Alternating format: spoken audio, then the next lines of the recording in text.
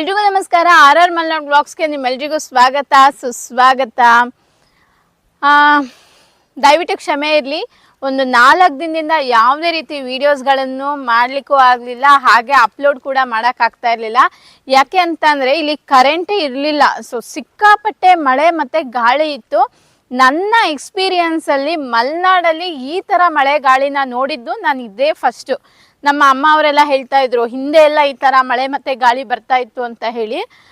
But ಇವಾಗ ಮತ್ತೆ ಈ ಥರ ನೋಡಿದ್ದು ಇವಾಗಲೇ ಅಂತ ಹೇಳಿದ್ರು. ಸಾಧಾರಣ ಒಂದು 15-20 ವರ್ಷದ ಹಿಂದೆ ಈ ಥರ ಎಲ್ಲ ಬರ್ತಾ ಇತ್ತಂತೆ.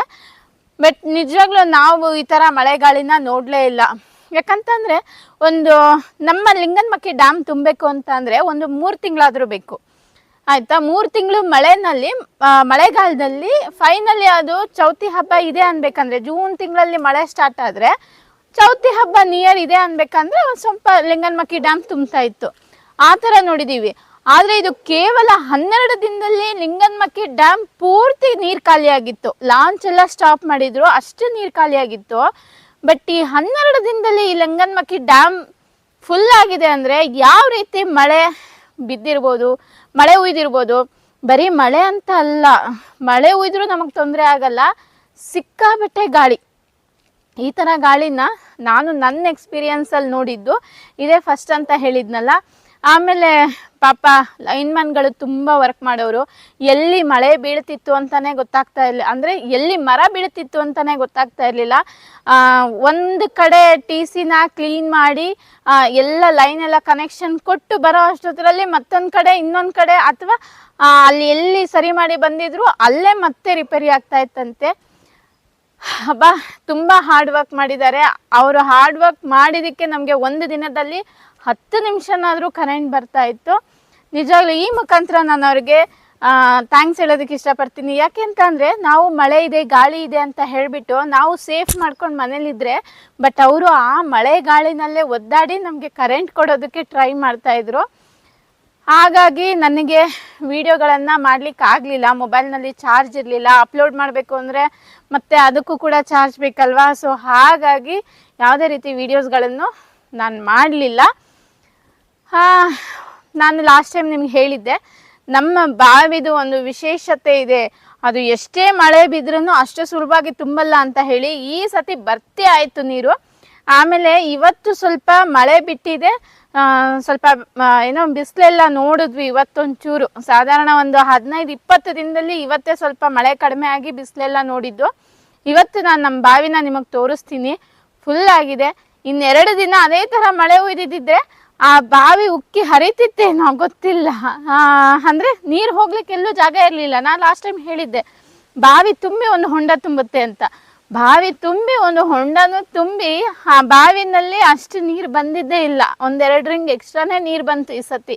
ನಾವು ಬಾವಿ ತೆಗೆಸಿ 9 ವರ್ಷ ಏನಾಗಿತ್ತು, ಆ 9 ವರ್ಷದಲ್ಲಿ ಎಕ್ಸ್ಟ್ರಾನೇ ನೀರು ಬಂದಿತ್ತು. ಇವತ್ತು ನಾನು ನಿಮಗೆ ಬಾವಿ ತೋರಿಸ್ತೀನಿ, ಎಷ್ಟು ನೀರು ಬಂದಿದೆ, ಹೇಗಿದೆ ಪೊಸಿಷನ್ ಅಂತ ಹೇಳಿ. ನಾನು ಇಲ್ಲೇ ರೋಡಲ್ಲಿ ವಾಕಿಂಗ್ ಮಾಡ್ತಾ ಇದ್ದೆ, ಹಾಗೇ ನಿಮ್ಮ ಜೊತೆ ನಾನು ಮಾತಾಡ್ತಾ ಇದ್ದೀನಿ. ನಾನು ನೆಕ್ಸ್ಟ್ ವ್ಲಾಗಲ್ಲಿ ಕ್ಯಾರೆಟ್ ಮೈಸೂರು ಪಾಕ್ ಮಾಡಿದ್ದೆ. ಸಿಕ್ಕಾಪಟ್ಟೆ ಮಳೆ ಇತ್ತು, ಏನಾದರೂ ತಿನ್ನಬೇಕು ಅಂತಿದ್ವಿ ಅಂತ ಹೇಳಿ ಒಂದು ಹೊಸ ಎಕ್ಸ್ಪೆರಿಮೆಂಟ್ ಮಾಡಿದ್ವಿ. ಕ್ಯಾರೆಟ್ ಮೈಸೂರು ಪಾಕು ತುಂಬ ತುಂಬ ತುಂಬ ಚೆನ್ನಾಗಿತ್ತು. ಯಾಕಂದರೆ ನಾನು ವಿಡಿಯೋ ಮಾಡಿದ ತಕ್ಷಣ ನನ್ನ ವಿಡಿಯೋಸ್ ನೋಡೋದಕ್ಕೆ ಒಂದಿಷ್ಟು ಜನ ಕಾಯ್ತಾ ಇರ್ತಾರೆ. ಸೊ ಅವರಿಗೂ ನಾನು ಸ್ವಲ್ಪ ಕ್ಯಾರೆಟ್ ಮೈಸೂರು ಪಾಕ್ ಮಾಡಿ ಕೊಟ್ಟಿದ್ದೆ. ಅವರು ರಿಸಲ್ಟ್ ಅಂತೂ ಅಮೇಝಿಂಗ್ ಅಂತ ಹೇಳಿದರು. ಖಂಡಿತವಾಗ್ಲೂ ರೆಸಿಪಿ ನೋಡಿ ಒಮ್ಮೆ ನೀವು ಮನೆಯಲ್ಲಿ ಟ್ರೈ ಮಾಡಿ. ನೀವು ಅಂಗಡಿನಲ್ಲಿ ತರೋದಕ್ಕಿಂತ ಸೂಪರಾಗಿ ಬರುತ್ತೆ. ಅದೇ ಮೆಷರ್ಮೆಂಟಲ್ಲಿ ಮಾಡಿ.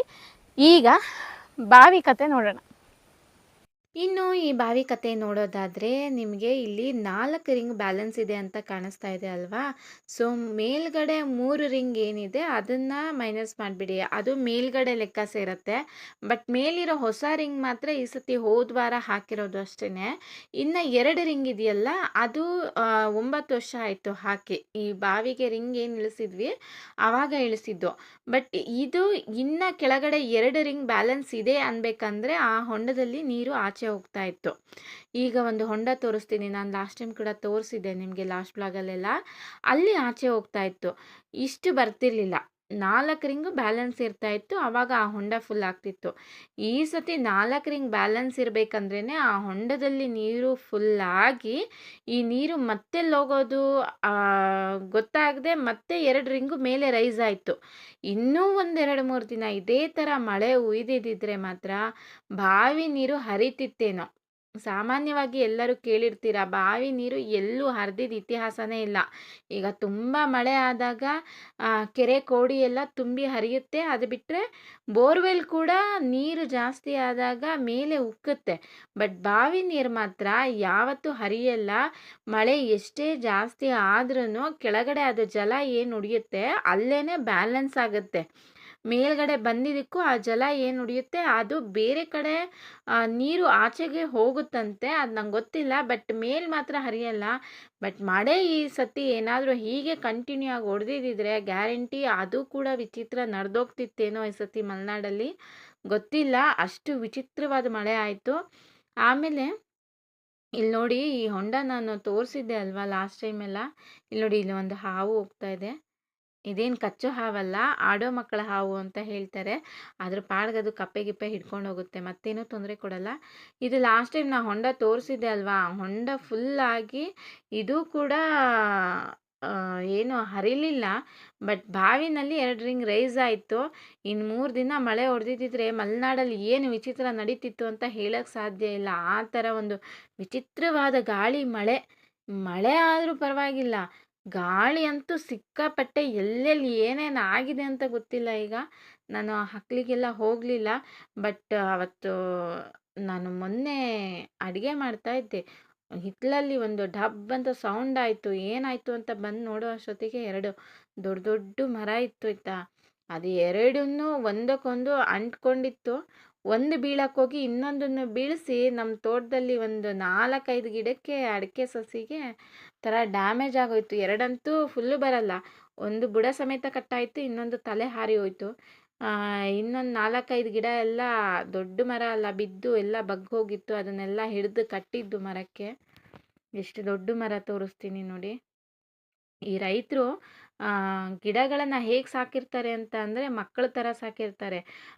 ಒಂಥರ ಈಗ ಮಕ್ಕಳಿಗೆ ಒಂದು ಹುಷಾರಿಲ್ಲ ಅಂತ ಅಂದರೆ ಎಷ್ಟು ನೋವಾಗುತ್ತೋ, ಹಾಗೆ ಮರ ಬಿದ್ದು ಗಿಡ ಈ ಥರ ಎಲ್ಲ ಹಾಳಾದಾಗ ಅಷ್ಟು ನೋವಾಯಿತು. ಯಾಕಂದರೆ ಅದಕ್ಕೆ ಗೊಬ್ಬರ ಹಾಕಿ ಬುಡ ಮಾಡಿ ಬೇಸಿಗೆಲೆಲ್ಲ ನೀರು ಕೊಟ್ಟು ಅದು ಬಿಸಿಲಿಂದ ಪ್ರೊಟೆಕ್ಷನ್ ಮಾಡಿ ಆಮೇಲೆ ಔಷಧಿ ಎಲ್ಲ ಹೊಡೆದು ಸಿಂಪಡಣೆ ಮಾಡಿ ಆ ರೀತಿ ಎಲ್ಲ ಒಂದು ಫುಡ್ ಕೊಟ್ಟಂಗೆ ಕೊಟ್ಟು ಮರಗಳನ್ನು ಬೆಳೆಸಿರ್ತೀವಿ.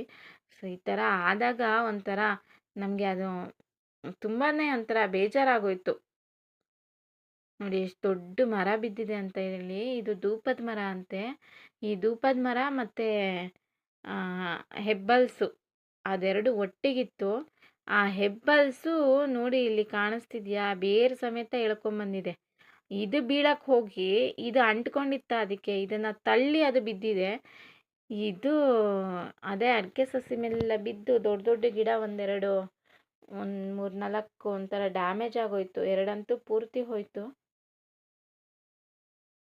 ಇದು ಕಟ್ ಮಾಡಲಿಕ್ಕೆ ನಮ್ಮ ಮನೆಯವರು ಒಂದು ದಿನನೇ ತಗೊಂಡ್ರು. ಅಂದರೆ ಅಷ್ಟು ದೊಡ್ಡದಾಗಿತ್ತು ಮರ ಇದು. ಅಪ್ಪ, ಏನು ಗಾಳಿ ಮಳೆ ಅಂದರೆ ಈ ಸತಿ ಮಲೆನಾಡಲ್ಲಿ ಗಾಳಿ ಅಂತೂ ವಿಚಿತ್ರ ಗಾಳಿ. ಇನ್ನು ಹಕ್ಕಲಲ್ಲೆಲ್ಲ ಏನೇನು ಆಗಿದೆ ತೋಟ ಪೂರ್ತಿ ಜಮೀನಲ್ಲಿ ಅಂತ ಗೊತ್ತಿಲ್ಲ. ಅಲ್ಲೆಲ್ಲ ಒಂದು ರೌಂಡ್ ಹೋದರೆ ಗೊತ್ತಾಗುತ್ತೆ. ಈಗಂತೂ ಹೋಗೋಕ್ಕಾಗಲ್ಲ, ಪೂರ್ತಿ ಗಾಳಿ ನಿಂತ ಮೇಲೆ ಹೋಗಬೇಕು. ಇವಾಗೆಲ್ಲ ಹೋಗ್ಲಿಕ್ಕೆ ಆಗೋದೇ ಇಲ್ಲ. ನೋಡಿ ಹೆಂಗಾಗಿದೆ ಅಂತ. ಈ ಮರ ಎಲ್ಲ ಹಿಂಗಾರ ಹೊಡೆದಿತ್ತು ಈ ಸತಿ. ನಾವು ಅದೇ ಅಂದ್ಕೊಂಡ್ವಿ, ಚಿಕ್ಕ ಚಿಕ್ಕ ಗಿಡ ಎಲ್ಲ ಹಿಂಗಾರ ಹೊಡೆದಿದೆ ಅಲ್ಲ ಅಂತ ಹೇಳಿಬಿಟ್ಟು.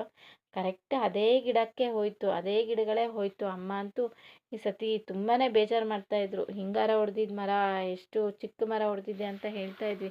ಅದೇ ಮರ ಎಲ್ಲ ಹಾಳಾಗಿ ಹೋಯ್ತು ಅಂತ ಹೇಳ್ತಿದ್ರು. ಎಂತ ಮಾಡೋಕ್ಕಾಗಲ್ಲ. ಕೆಲವೊಂದು ಕಡೆ ಅಂತೂ ಮನುಷ್ಯರಿಗೆ ಇರೋಕ್ಕೆ ಮನೆ ಇಲ್ಲ, ಮತ್ತು ಊಟ ತಿಂಡಿ ವ್ಯವಸ್ಥೆನೂ ಇಲ್ಲ, ಆ ಥರ ಆಗಿದೆ. ಅಲ್ಲಿಗೆ ಹೋಲಿಸ್ಕೊಂಡ್ರೆ ನಮ್ಮದು ಇಷ್ಟಕ್ಕೆ ಆಯ್ತಲ್ಲ ಅಂತ ಹೇಳಿ ಖುಷಿ ಪಡಬೇಕು ಅಷ್ಟೇ. ನಾವು ಮಲೆನಾಡವರು ಇಷ್ಟರಲ್ಲೇ ಪುಣ್ಯ ಮಾಡಿದ್ವಾ ಅಂತ ಹೇಳಿ ಖುಷಿ ಪಡಬೇಕು. ಬಿಟ್ಟರೆ ಪಾಪ ಕೆಲವ್ರ ಸ್ಥಿತಿ ಅಂತೂ ಬೇರೆ ಕಡೆ ನೋಡೋ ಹಾಗೆ ಇಲ್ಲ. ಮಳೆ ಮತ್ತು ಗಾಳಿ ಬೇಕು, ಆದರೆ ಈ ರೀತಿ ಒಂದು ಅವ್ಯವಸ್ಥಿತವಾಗಿರುವಂತಹ ಮಳೆ ಗಾಳಿ ಅವಶ್ಯಕತೆ ಇದೆಯಾ? ಎಂತ ಎಂತ ಹೇಳಬೇಕು ಅಂತಲೇ ಗೊತ್ತಾಗಲ್ಲ. ಸಿಕ್ಕಾಪಟ್ಟೆ ಗಾಳಿ, ಮಳೆ, ಶೀಟೆಲ್ಲ ಹಾರಿಸ್ತಾ ಇತ್ತು. ಇಲ್ಲಿ ನೋಡಿ ಬೇಯ್ಲಿ ಸೈಡಲ್ಲೆಲ್ಲ ಯಾವ ರೀತಿ ಮರ ಎಲ್ಲ ಬಿದ್ದಿದೆ ಅಂತ ಹೇಳಿ ಇದನ್ನೆಲ್ಲ ಮತ್ತೆ ಕ್ಲೀನ್ ಮಾಡಿ ಬೇಯ್ಲಿ ಸೈಡೆಲ್ಲ ಸವರಬೇಕು. ಇದರಿಂದ ಒಂದಕ್ಕೊಂದು ಕೆಲಸ ಅಂದರೆ ರೈತರ ಕೆಲಸ ಅಂತೂ ತೀರೋದೇ ಇಲ್ಲ ಅಂತ ಹೇಳೋದು ಇದಕ್ಕೇನೆ. ಮಳೆ ಬಂದರೂ ಒಂದು ಕೆಲಸ, ಗಾಳಿ ಬಂದರೂ ಇನ್ನೊಂದು ಕೆಲಸ, ಬರ್ದಿದ್ರು ಇನ್ನೊಂದು ಕೆಲಸ. ಒಟ್ಟಿನಲ್ಲಿ ಎಂತ ಆದ್ರೂ ಅದಕ್ಕೊಂದು ಕೆಲಸ ಒಂದು ಅಂಟ್ಕೊಂಡೇ ಇರುತ್ತೆ. ಇಲ್ಲಿ ನೋಡಿ, ಇಲ್ಲಿ ಎಲ್ಲ ಸಮೇತ ಹಿಡಿದು ಕಟ್ಟಿರೋದು, ಅಲ್ಲೆಲ್ಲ ಬಿದ್ದಿದೆಯಾ, ಬಿದ್ದು ಮರ ಎಲ್ಲ ಬಗ್ಗೋಗಿದೆ, ಅದನ್ನೆಲ್ಲ ಮತ್ತೆ ಬೇರೆದಕ್ಕೆಲ್ಲ ಹಿಡಿದು ಕಟ್ಟಿಟ್ಟಿರೋದು. ಅಬ್ಬಾ, ಈ ಸತಿ ಪುಷ್ಯ ಮಳೆ ಅವಸ್ಥೆ ಅಂತೂ ಅವ್ಯವಸ್ಥಿತವಾಗಿದೆ. ಓಕೆ, ಇದಾಗಿತ್ತು ನಮ್ಮ ಇವತ್ತಿನ ವ್ಲಾಗು. ನೆಕ್ಸ್ಟು ಹಕ್ಲಿಗೆ ಹೋದಾಗ ಏನಾಗಿದೆ ನೋಡಿಬಿಟ್ಟು ನಿಮಗೂ ಕೂಡ ತೋರಿಸ್ತೀನಿ. ಮತ್ತು ನಮ್ಮ ವ್ಲಾಗ್ ಬರುತ್ತೆ ಮೈಸೂರು ಪಾಕ್ ರೆಸಿಪಿ. ಹೇಳಿದ್ದೆ ಅಲ್ವಾ, ಖಂಡಿತವಾಗ್ಲೂ ಚೆಕ್ ಮಾಡಿ, ಟ್ರೈ ಮಾಡಿ ಅಂತ ಹೇಳಿ. ಮತ್ತೊಂದು ವ್ಲಾಗ್ ಜೊತೆ ಮತ್ತೆ ಸಿಗ್ತೀನಿ. ಅಲ್ಲಿವರೆಗೂ ಬಾಯ್ ಬಾಯ್, ಟೇಕ್ ಕೇರ್.